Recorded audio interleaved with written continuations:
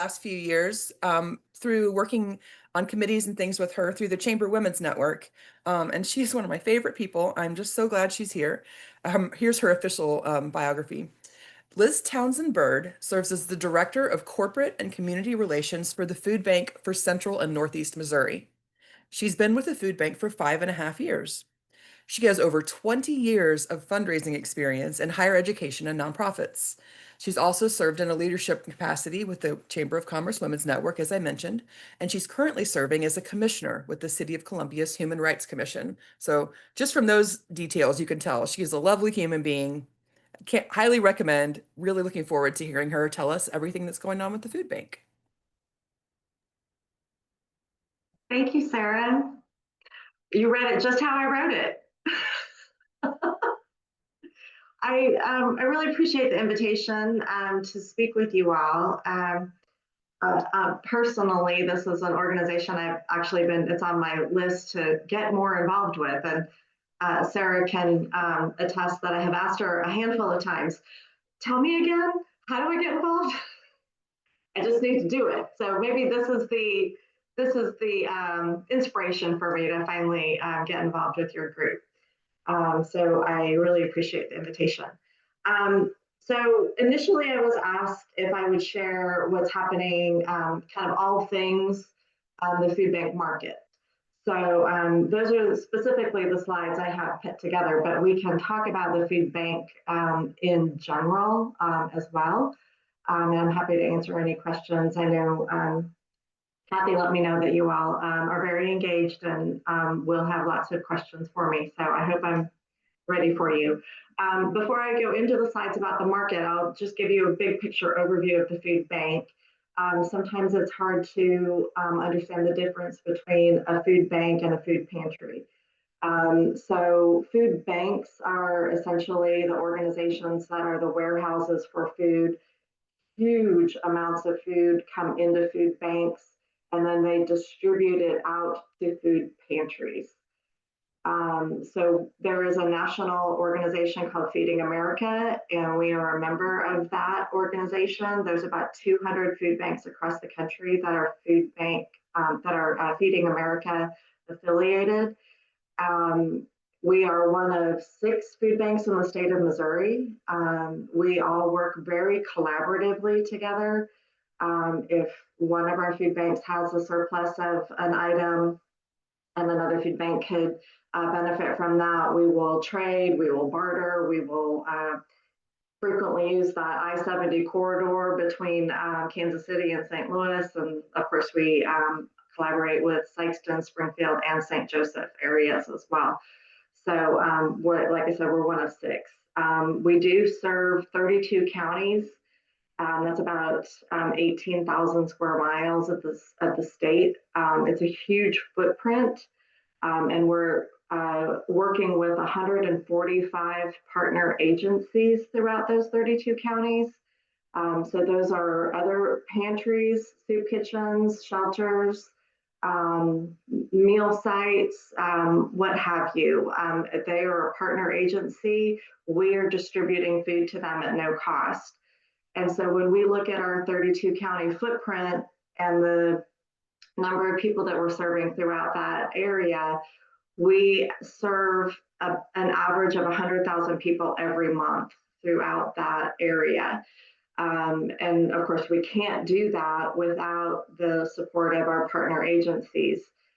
They have an agreement that they meet with us, and they have standards that they have to meet so that we can uphold the equitable distribution of food within their communities. And we are constantly in contact with them, making sure we're getting an equitable amount of food to them to serve the people in their community. So it's quite an operation, and I will just offer an open-ended invitation. I'm sure that Kathy and Sarah can share my contact information with you all. If anybody would like to come to the food bank for a tour and see our warehouse, or if you would like to go to the market on the business loop and see that, I'm happy to show anybody around or coordinate a group tour or what have you. So speaking of pantries, we own and operate a pantry, and that is the Food Bank Market, and that's the one that's located on the business loop. So I'm speaking to you from our administrative offices and our warehouse location on Vanderburg. So the food bank is on Vanderburg, the Food Bank Market is on the business loop. And that is the location that we bought from the old Mosher's grocery store when they were building their new store on Scott Boulevard. So once they finished that store and moved in, we fast tracked a capital campaign and a renovation project, huge project in a very, very short amount of time. We all still can't believe how quickly we got it done. And it's really been a remarkable operation. And we're just really proud of it. So I'd like to share some of these slides and statistics. Now, my slides, and then before I go further with that, I did share with Kathy 2 links to our, I'm not sure if you can see these, there's a 2024 year review for the food bank market and the 2024 year review for the food bank. And those links are posted on our homepage. You can get them right off the website. So I'll post them again here in chat. Terrific. Thank you. So some of that detail will be in the slides that I'm sharing. This is basically an overview of the calendar year, and that's what you'll see in my slides. I know we're already, well, we're getting to the end of October already, and if you're like me, I'm not really sure how that happened. So really what I'll be sharing with you is kind of a snapshot of 2024. I do have some updated numbers anecdotally throughout, but big picture, what you'll be hearing is what happened in 2024, our first year at the market. And then quickly into 2026, we'll have our 2025 reports available. So, okay, let me see if I can do this right again. Sarah, I might need you to talk me through it again. I'm going to try to share my screen. Before I go into this, does anybody have any questions so far? I haven't looked at the chat. Or is anybody none in the chat yet. I can keep an eye on it. Wait, Okay. hang on. It says 2 new. Let me look. Oh no, that's Dave's. Okay, yep, we're good. Okay. Okay, let me close my chat here. All right, I'll try to share again. Share slideshow. It's coming. Okay. There we are. You're live. Looks good? Okay. So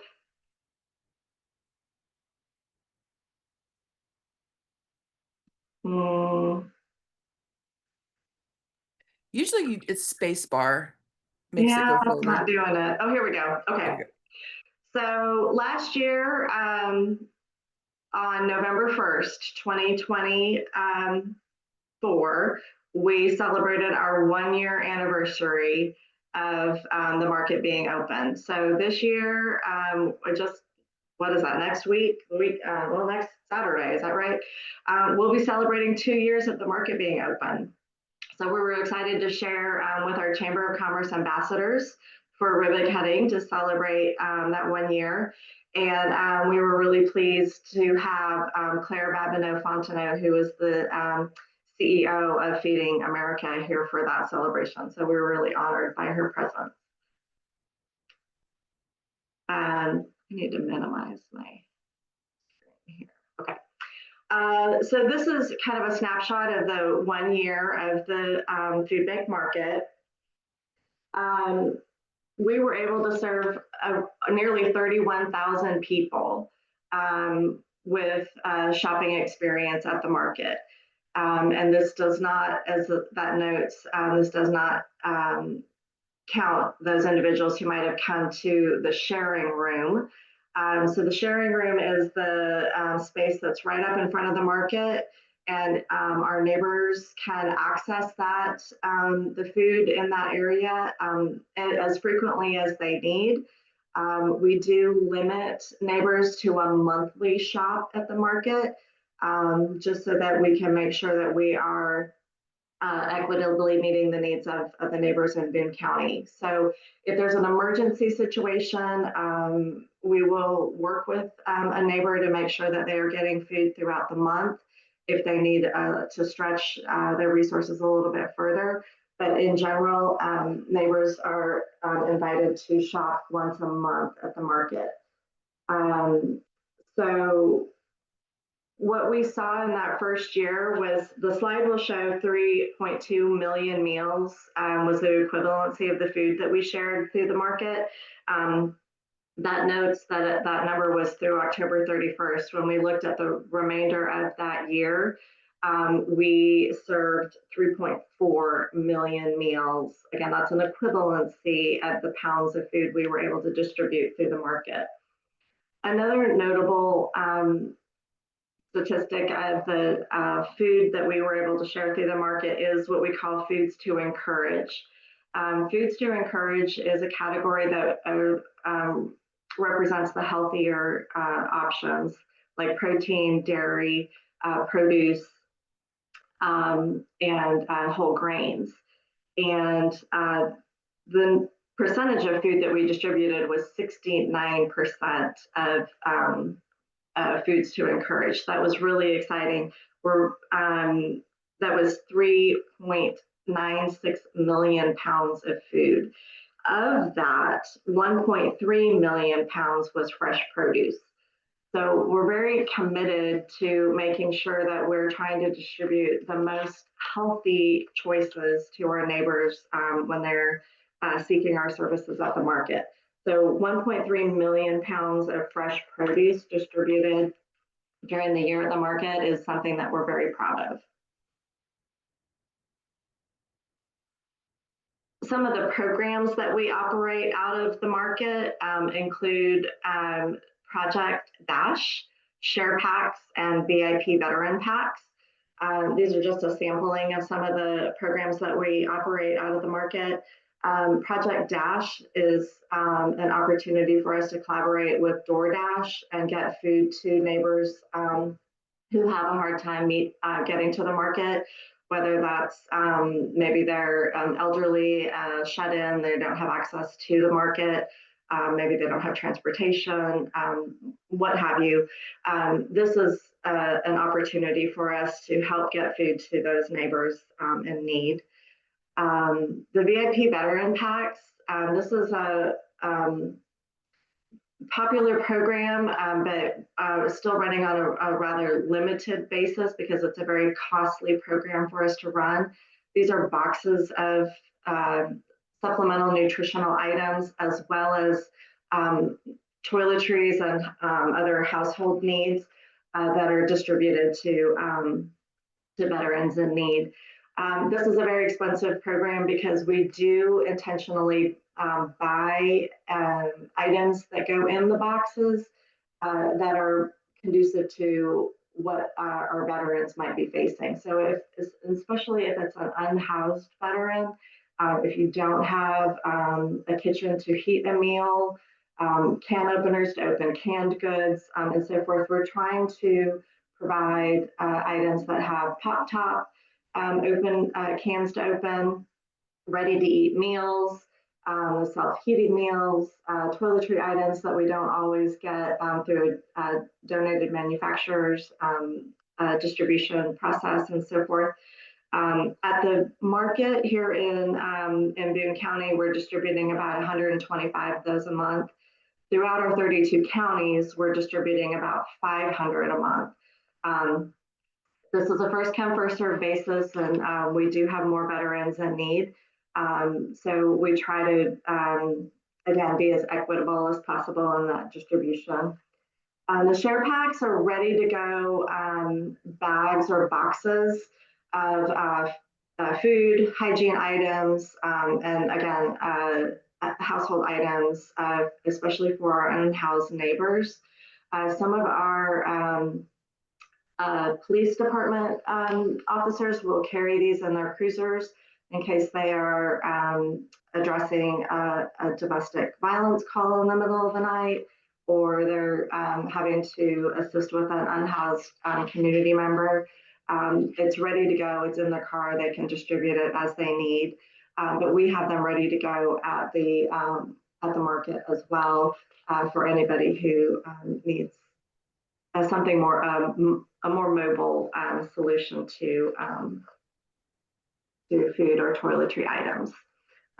So another program that we have at the market that's not listed on the slide is what we call our senior boxes. And that is food that is supplemental nutritional food, again, on a monthly basis for senior citizens on a low income. They have to be approved for that. It is the food that we receive for the boxes is a USDA program. So we do need to meet certain requirements there. Again, these are first come, first serve as well. We're distributing about 400 of these a month at the market as well. One of the exciting things about this renovation project at the market was that we expanded our cold storage by more than 20%. Excuse me, 20 times of what we had at the central pantry, which was our old location off of Big Bear. And it wasn't central at all. It was hard to find. There wasn't a bus stop. It was very difficult. But 20 times the size of cold storage that we had at Central Pantry is what we have now at the market. It's very exciting. This means that while it is primarily serving the food distribution here at the market in Boone County, it also serves as an overflow cold storage for us. If we run out of room here at the food bank on Vandiver, we have extra storage, cold storage to use at the market. And this means that we can accept more items like meat, produce, and dairy, and have a storage area for it at the market. And we can still be distributing that out through our 32 counties. So indirectly, it's serving our 32 counties, and it's just a very invaluable resource for us and our operation. We have a demonstration kitchen at the market as well. This is a really exciting opportunity for us to provide in our community. We do have a nutrition educator. His responsibility is to make recipes from some of the items that are at the market and then do some cooking demonstrations and tastings out at the demonstration kitchen. This is to help our neighbors understand how to use the healthy food that they are accessing at the market. They may not have ever seen an eggplant before, or one of the examples we talk about is bok choy. If you've never cooked with bok choy and there's a whole tote of that on the grocery floor and you see that and you go, well, I don't know what that is, and you're going to walk right by it. But it is a highly nutritious food and very easy to cook with. And so it's very beneficial for somebody to have made a recipe, done some tastings for you, and then you can get the other items that you might need at the market to go home and make that for your family. It's really a innovative way that we are educating our neighbors about nutritious opportunities and a healthier lifestyle, because we know that food can be seen as medicine. And if you are facing other health issues, high blood pressure, diabetes, heart disease, all of the things that have been plaguing our society overall can be addressed by changing your diet.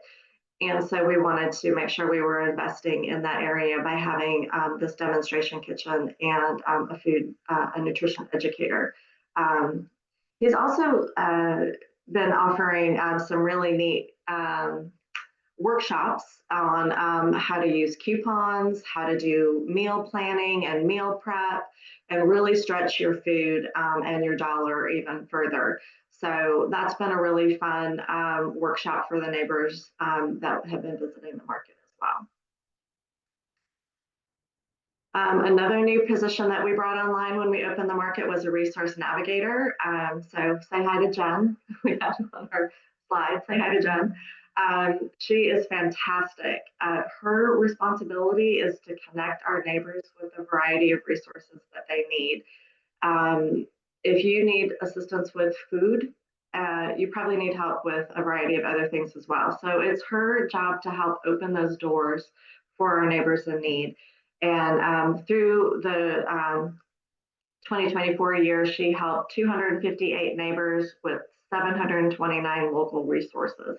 So that could have been anything from counseling, family counseling, child services, and child care, employment issues, housing, utilities support. You name it, she will help connect those dots for whatever challenges our neighbors are facing. And if she doesn't know, she's very resourceful and she figures it out. The other beautiful thing about Jen and this position is she is one of our most caring and compassionate colleagues. Actually, I think everybody here is caring and compassionate, but she truly sees and values our neighbors and listens to what they need. And then she follows up. She follows up, one, because she cares, and she follows up, two, because if she's making referrals and resources, she wants to make sure that her time is being used well, and that our resource partners are also being very collaborative and serving our neighbors as they come to them. She holds resource fairs throughout the year. So in 2024, she held 8 different fairs and made 4,800 connections through those different fairs. So some of the categories and themes that she has used for those fairs have been health and wellness, employment, recovery and reentry, housing, and childcare. So this is an opportunity for her to invite all her resource partners to the market and set up tables and information in our community room there at the market. And therefore, it can be a one-stop shop for our neighbors. So they might be there for the month to get their groceries, but they might have also heard that that day is also an employment fair in the community room at the market. So they're going to stop in there and make some connections on their own before they go and get their groceries, and then they can go on their way. It's really fun to watch all that work come together for her. This is just kind of an overview of what I said earlier, that the market is a pantry that we own and operate.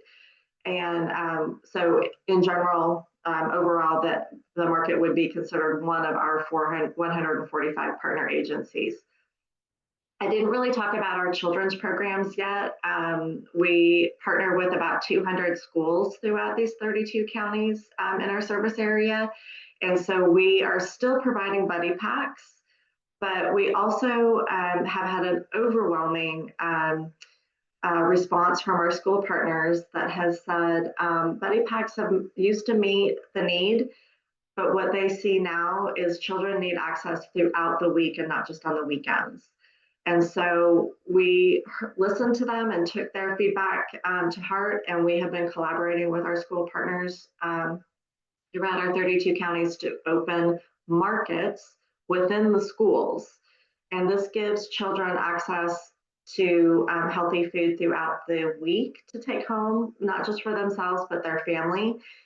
We often heard that children who had younger siblings not in school yet, when they would bring the buddy pack home on the weekend, they were sharing that buddy pack with younger siblings.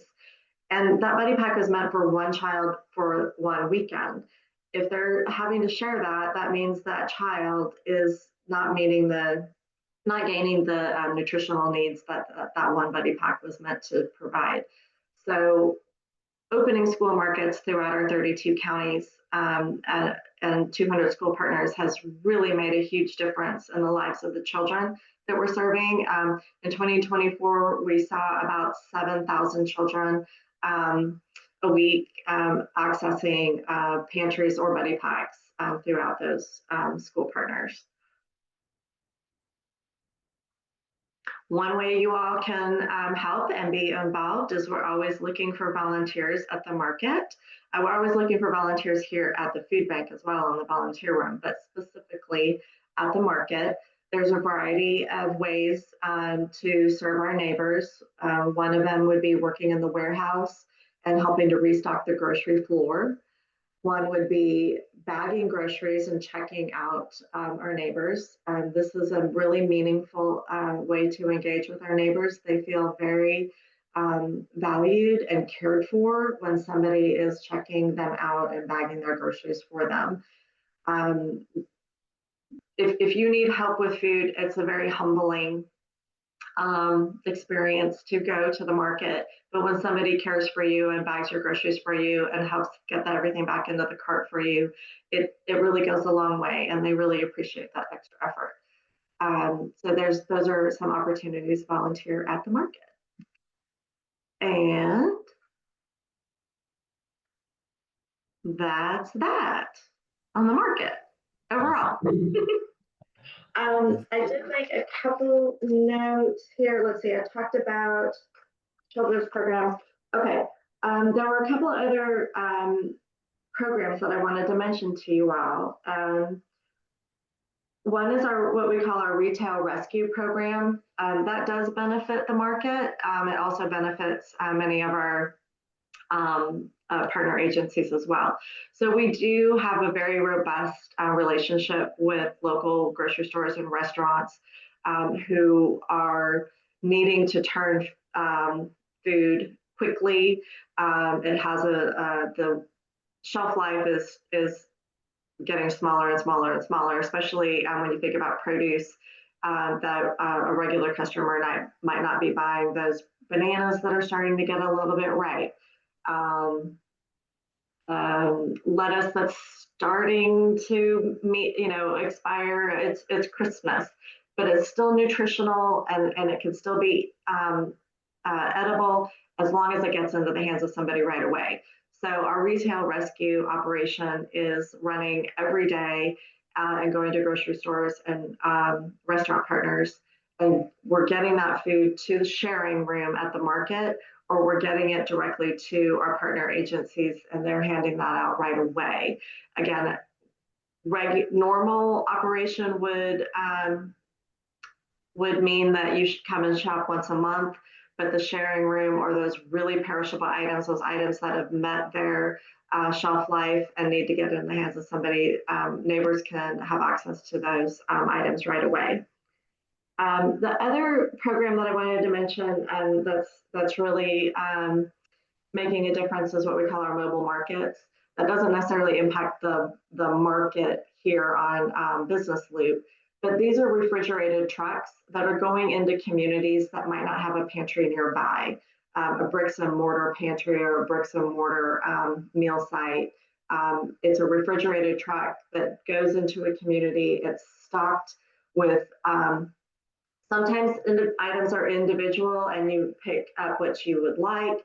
Sometimes items are already all boxed and ready to go and more like a drive-through model. So there's a variety of mobile markets throughout our 32 county area. We have quite a few here in Boone County as well. Those mobile markets also need volunteers from time to time if you're ever interested in that. But that really meets the neighbors in their neighborhood if they are not able to get to a bricks and mortar pantry. So we're doing a lot with a little. And we aim to be as innovative as we can. We are frequently just pivoting with what we have to work with. And we just make it work. We're committed to seeing our neighbors through these challenging economic times right now. We were there for them through COVID, and we're not going anywhere. So obviously with most nonprofits like us in a service capacity like this, our long-term goal and our always our wish is that we wouldn't be needed. But that's not any time in the near future. So anyway, I will just stop talking and let you all ask questions, and we'll just kind of let it freely go from here. Thank you, Liz, very much. Before we have questions, I want to say that several people have joined us since you started, and we like to take a moment to see if we have any elected officials or candidates for elected office with us, or any members of the press. I'm not familiar with all these names. Are there any members of the press here? Okay, no, well, we'll try to get them to watch the video then. Sarah, would you like to field all these questions in the chat? I'd be happy Oh, to. did we get a bunch of questions? Oh my gosh. Yeah, you got good questions. Yeah, let Sarah help you out. She's real good Yeah, at it. that way I can kind of keep track. Okay. So early on, so Alice Turner's on the call, and she was the assistant director in the late 80s there at the food bank, which is interesting.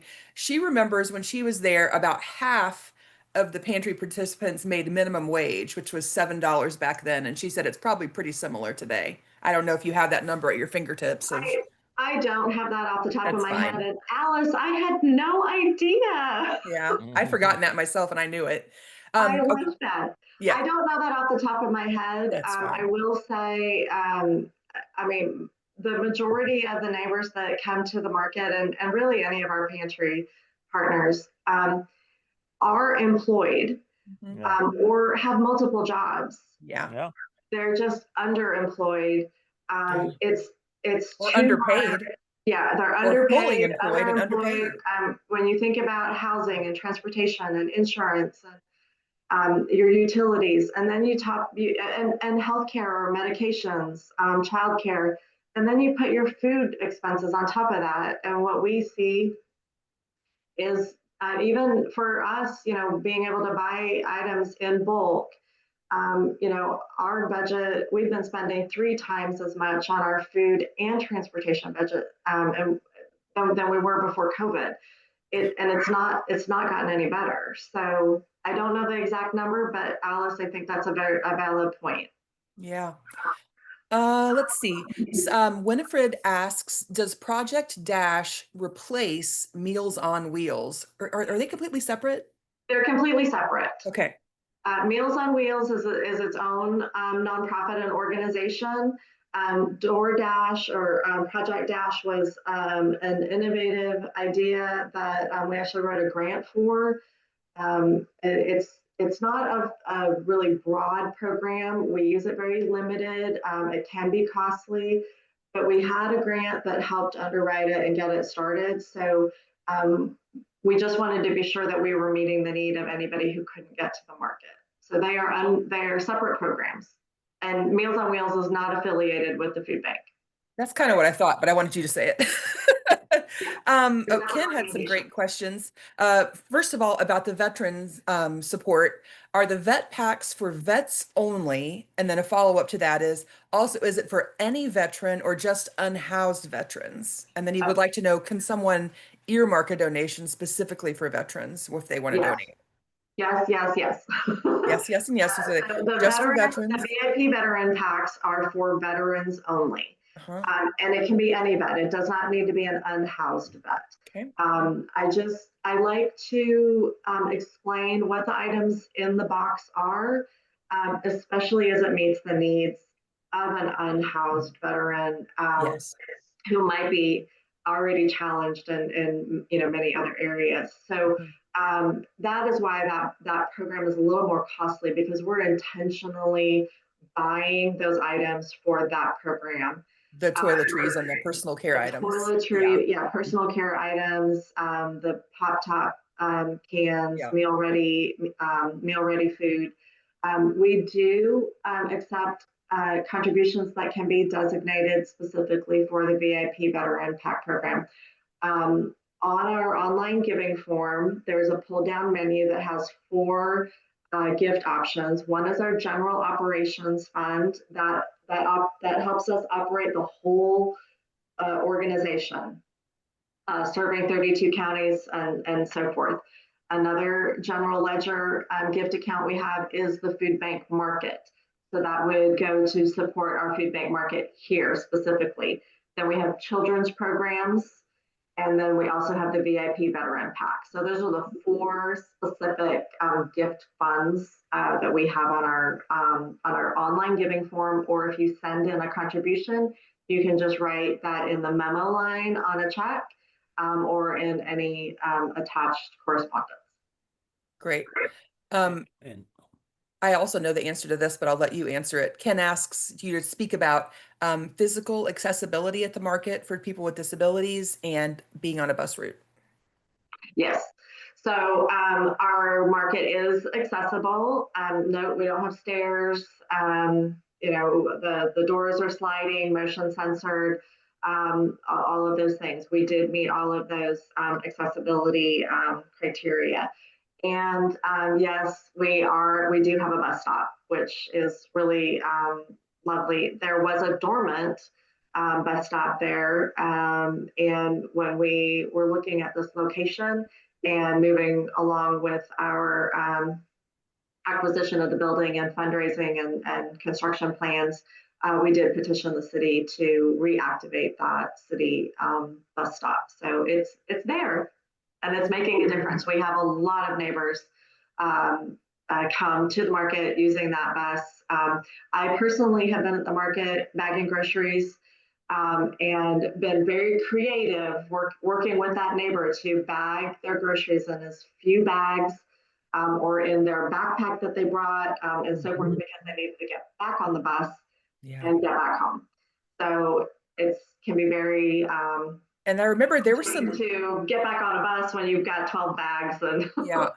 I forget, someone was speaking here to Muleskinners maybe 8 or 9 months ago, maybe somebody else will remember if he was here, and was speaking to the fact that they were having trouble being allowed to bring a lot of things on the bus. Like if they couldn't keep it in their own personal seat, they were being told they couldn't ride the bus. Does anybody have a better memory of what that was than me? But you're nodding, Dave Robinson. I'm not making this up. Do you remember this? And I just wondered if you'd been having issues with people getting really great food, but then not being able to get on the You're bus. not making it up, but I can't remember anything more specific. Yeah, yeah. And I have not heard that Good. specifically. I can certainly check with our market director who Yeah. would Be more likely to have heard that feedback. to hear that feedback. Yeah. Yeah. Well, I will just say we were kind of aghast when we heard that. So, if you needed some strongly worded letters to someone at the bus scheduling or somewhere if you're finding that people aren't able to take their groceries on the bus, I'm sure there are a few people on this call that would be happy to write a letter or make a phone call. So just email us, right? I'll make a note to follow up. Because I remember we were quite upset when we heard that, people weren't able to even get even a week's worth of groceries and be able to take them on the bus. And then you're trying to load them up with a month's worth of groceries. And we obviously want people to eat. So let's see. I'm jumping around a little bit because I'm taking these in the order they were in the chat because I'm not organized enough to shuffle them. So I apologize if we're jumping around. Tyler Travers brings up something really interesting. He writes that the donated food tax credit is going to expire at the end of 2026. So the end of next year. And he wanted to make sure that someone from your organization was working at the Capitol to get that donated food tax credit renewed. Now, probably you have a staff member that's all over this, but if, might be worth. And this is a tax credit specifically related to donating food? Yeah, Tyler, feel free to unmute and say more if you'd like. I think he's still here. yeah, no, I'm still here. So that tax credit, it's for donated food to food pantries and soup kitchens and homeless shelters. And that expires at the end of next year. Okay. I'm not familiar with the donation of food in particular, but I do personally, since I'm on the fundraising side of our operation, I work very closely with the 2 tax credit programs that we work with, and one of them is the food pantry tax credit. And I'm more familiar with that in terms of if a donor gives us a financial contribution that's supporting the food bank market because it has to support a pantry, a soup kitchen, or a homeless shelter. and that provides them with up to 50% tax credit of the value of their gift. And I believe that donated food items uses the same form. So I'm wondering, you give If me it's all expiring. concerned about this, Tyler. Yes, I believe that it's my understanding that that entire program will expire at the end of next year. There were legislation to renew it this cycle. Um, Representative Brenda Shields sponsored that, but it did not pass. I'm sure someone else will pick it up, but that would have to be renewed next spring. Next spring. Okay, that is very concerning. Great I will look into information. that. Thank you for sharing that. Yep. Absolutely. Now Thank you, Tyler. that may be, since it is donated food, I have a feeling it's a tax credit that would be taken by restaurants and grocery stores rather Yeah, than and by private, manufacturers. rather than private manufacturers rather than private individuals who'd have a hard time, normally have a hard time doing a tax credit on such things, but those volumes. We do have a lot of farmers that Ah, donate produce yep. to us, Nice. and we do give them, again, if they've asked for it and if the food is specifically gone to our market, because if we're giving them that paperwork, it has to go to the market that we own and operate. Right. Again, I will look into that. Thank you so much. Real basic question. Ken Rice asks, can a church group organize to fill a shift for you? Maybe rather than just saying yes, could we reiterate, if we have a service group of any sort who wants to come into the market, who do we contact? Like, what's the process Yes. for getting a shift signed up for? Yes, absolutely. So I'll share this contact information with Sarah and Kathy as well for you all to share more broadly. But Samantha Kripe is our volunteer manager, our volunteer program manager, and she will work with groups to get a whole group signed up. For a particular shift, either here at the food bank in our volunteer room, which would be repackaging food, maybe putting together the senior boxes or the VIP packs, and so forth, or a shift at the market. Especially if there's a group, we really would need to work ahead so that we make sure we have the size of project to align with the number of volunteers coming to work. So I'll make sure that you all have Samantha's contact information. Great. I think we're getting close to being caught up. Let's see. What are the eligibility qualifications for accessing the food bank market? That's a great specific question. And also, I'm going to add to that, and it can maybe be part of this. When we were at Grounds for Good, I'm going to repeat the question I asked you because I loved your answer. So let's pretend that I walk into the food bank for the very first time. I haven't called ahead. They have no idea I'm coming, and I would like to leave with some food. Can you talk me through like what I need to bring with me, kind of how long it'll take, and what I'm going to walk out with on that first visit? Sure. So you can, if you've never come to the market before and you come in to get registered for the first time, you can absolutely leave that day with food. Our model is that if you are coming to the market and seeking food assistance, we will help you. We will not turn you away. We don't necessarily ask about an income level because everybody can fall on hard times. We frequently tell a story of a couple here in Columbia. This was a couple years ago. This was before the market was open. They both had well-paying jobs, insurance, 401ks, savings, and everything. But a health diagnosis completely unraveled all of their safety nets, and they found themselves needing assistance at Central Pantry. Now, it was just for a few months so they could get back on their feet, get through the health crisis, get healthy again, and so forth.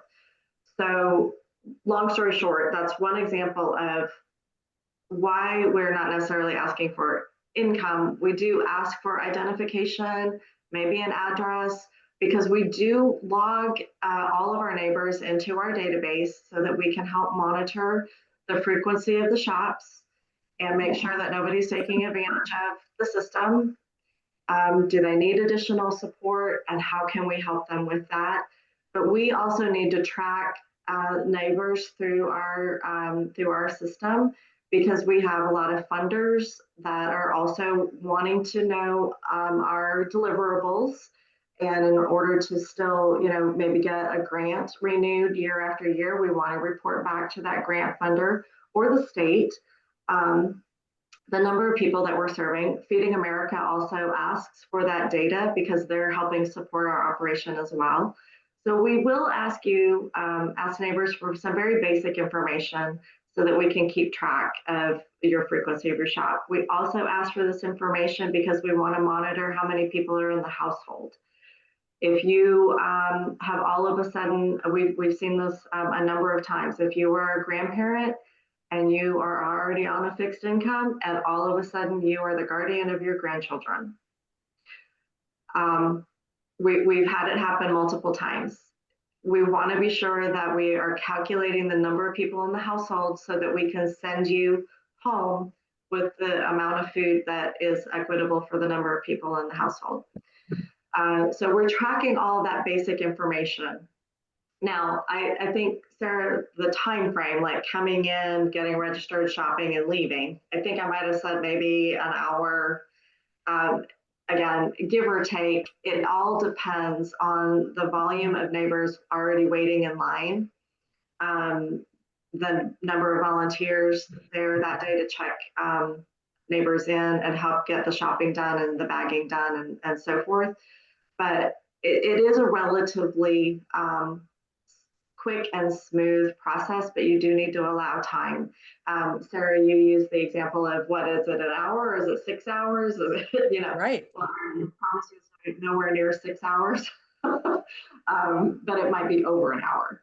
So, but you would be able to leave with food that day. And that's reasonable. I just know that, people might get desperate and think, I'm starving to death and I have to find a job and whatever, and I don't have a whole day, because there are some government processes that you sit for an entire day, Yeah. in a chair somewhere trying to wait so it's just nice to hear that it can be a fairly quick process. I think I'm going to connect Tyler and Liz over email. I'm working on that now about that tax credit. So you'll have an email from me, Liz, just about the time we hang up. Oh, there, I get ready to say, does anybody in the room have a question? And Herb's got his hand raised. Please, by all means, Herb, unmute yourself and let's hear. He's working on it. Thank you very much for coming and talking to us. Sue and I regard the enterprise of the food bank serving North Central Missouri as one of the most important and effective helps for people who need around here. And, Thank you. And encourage others to do as quite a few people in this group do, to give you financial contributions as they can, even if in small amounts. Could you report to us how many donors, financial donors, you had last year and how much money you raised by that means? I don't think I brought that in here with me. But I can certainly get that for you. Let's see. I think I left it at work. I had those handouts from the other morning, but I think they're on my chair at my office. I bet it was in there. Just looking at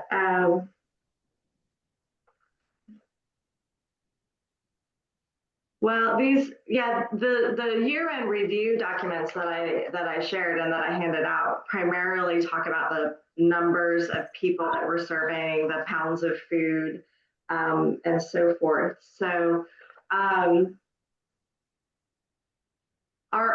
will just say our overall budget for the food bank is to the tune of 10 million. I'm so sorry, I didn't bring that budget information with me. I can say that we are very proud that 95, I think we're still at 95% of the contributions that we receive goes right back to the purpose of our organization, and that is access and distribution of food. So we're very intentional about keeping our costs low here at the food bank, so that any contributions are coming in are going right back out in the form of acquisition and distribution of food throughout 32 counties. That is some data that I can also follow up with Sarah and Kathy as well. Great. For you all to have. I have a question. Mhm. The timeliness question. Have you started having conversations about what to do next month if people do not get SNAP benefits? That's a very good question. Our programs team is monitoring that daily and talking about it daily. In general, though, the SNAP changes won't necessarily have a direct budget impact for the food bank, except to say, if neighbors don't have that resource that they would use at a grocery store, and maybe that meets the need that they have, and they don't need to come to the pantry, we are going to see an increase of neighbors coming to our pantry and our partner pantries, which will mean we will be challenged in our budget operations in purchasing more food and distributing more food. So it will have a domino effect on us in terms of the volume of food we have to share, because we'll be serving more people.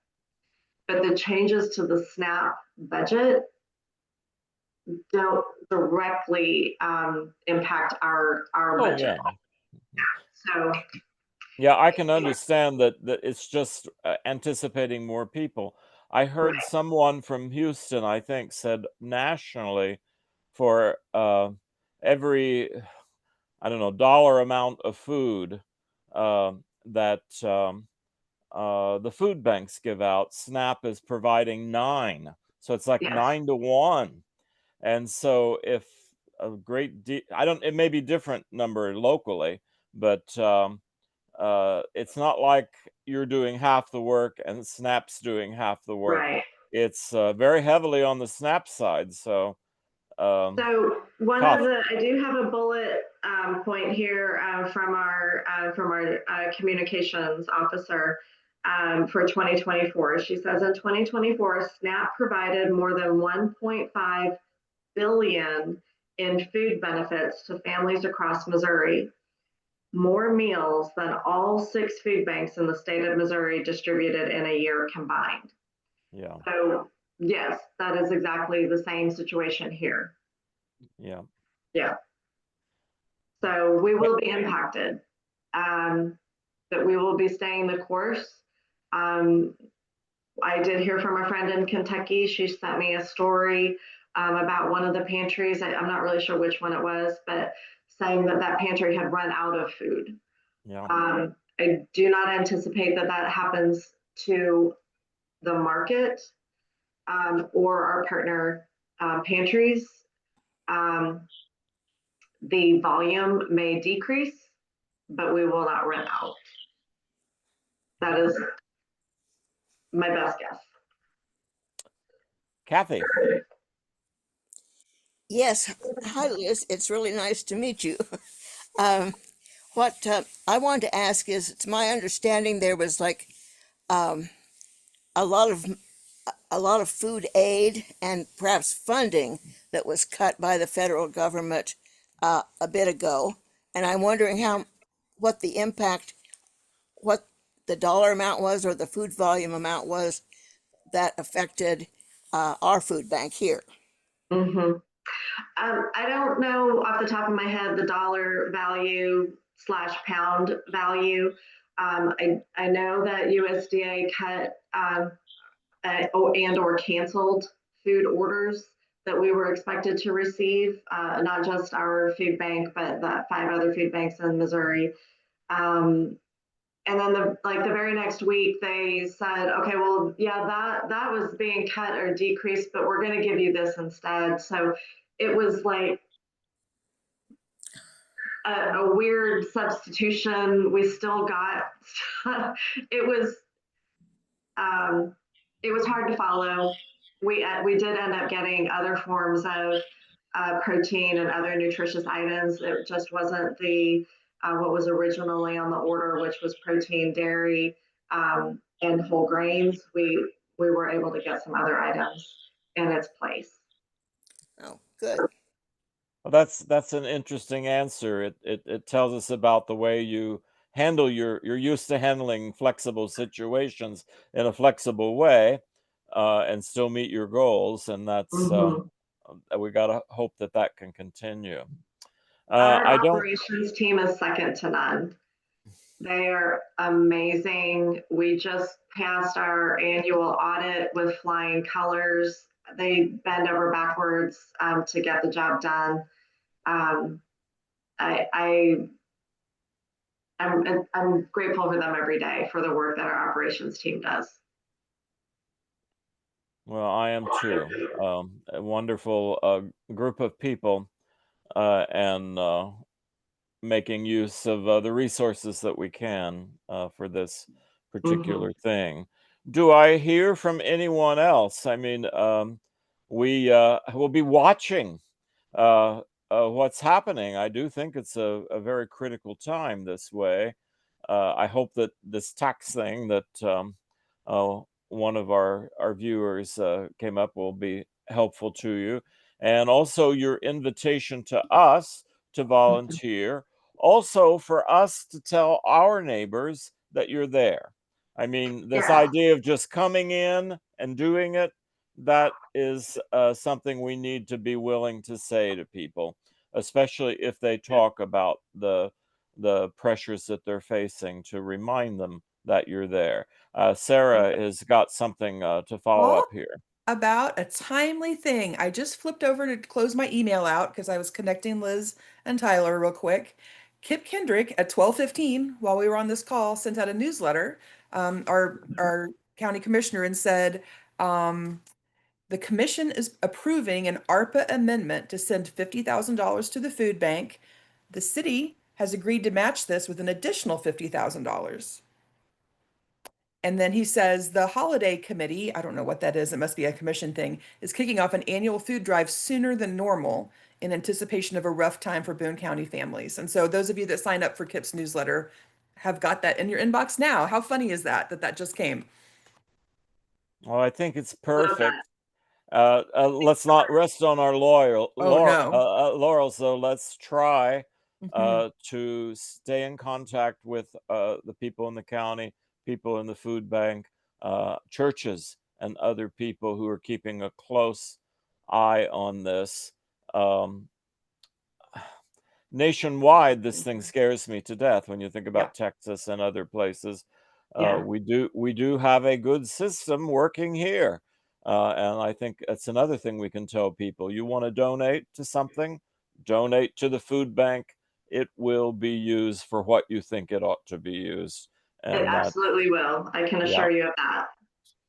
and that's um, it's wonderful that you take your time out to speak with us. We'll get that recording up so that others can look at your presentation now. I probably knew about 60% of it from last time, but it's always changing. And these Yeah, changes are interesting to hear about from time to time. absolutely. Thank you I'm so much, Liz. pleased to be here. I am grateful for the time and I'm grateful for the work that you all do. Thank you so much. Thank you so much. Bye, everybody. We'll have our little announcement session and a